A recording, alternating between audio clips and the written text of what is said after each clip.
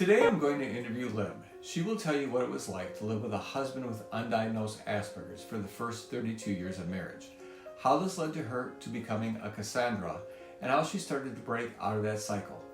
As a reminder, we are looking for questions. Send them to libandsteve@gmail.com. We'll answer questions every week. Hi, I'm Steve. And I'm Lib. And together, we're Lib and Steve. Our desire is to create hope, help, and healing for anyone out there in a neurodiverse relationship. So let's start the questions. Lib, what is a Cassandra? She was a Greek mythological character who had the power to perceive the future, but the curse of no one believing her. Today, the term Cassandra can apply to anyone who prophesies but is not believed.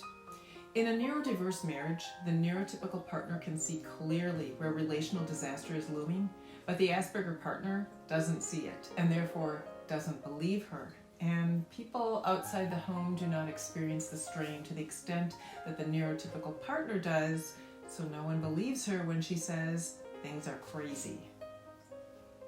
Lib, what would you like to say to any Cassandra out there listening?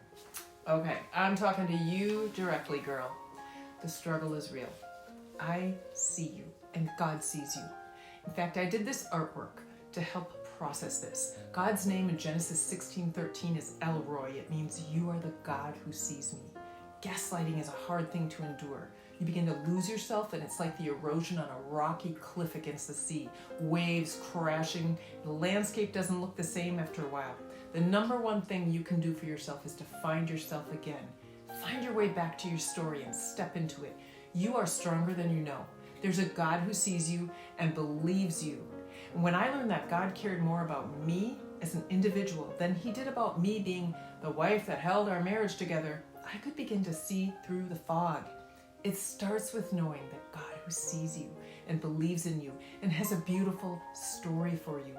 Here's an image to help you grab a hold of this concept. A neurodiverse marriage can feel like you are alone together. But I learned that God was always with me. Lib, tell us some of the hard things about being a Cassandra. I felt like I was over-functioning, like all the time. I kind of felt like I was a single mom raising 8 kids rather than married with 7 kids. I felt like I was a human being rather than a human doing. I felt like I was known for what I did, not for the essence of who I was.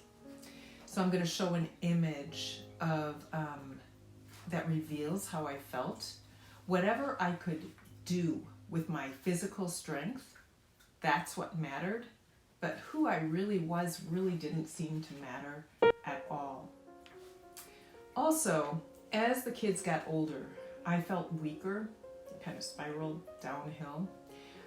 The kids learned to put a wedge in between us.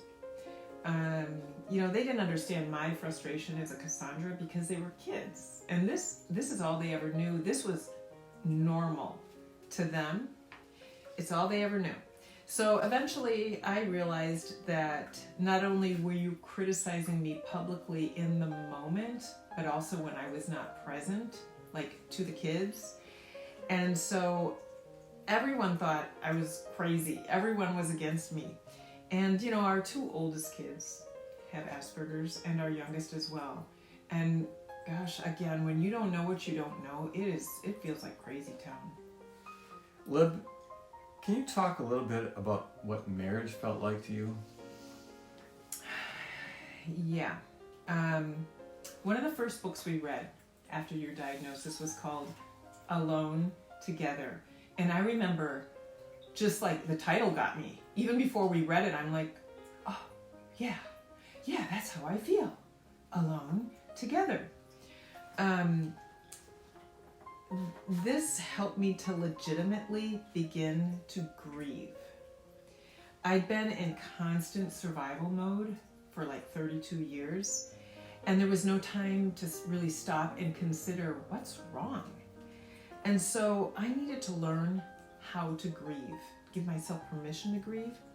Part of my therapy was to do art, So this image that I'm going to show reveals how I felt very insignificant. There's no reciprocity, no empathy, and on top of that, there's gaslighting and not being believed. It's all about making sure that you know the Asperger in your life doesn't get triggered. And it felt easier to overfunction to keep the peace.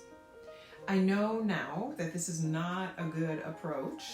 Being strong and holding the line it's hard to do. It's a lot of hard work, but at least it gives some pushback.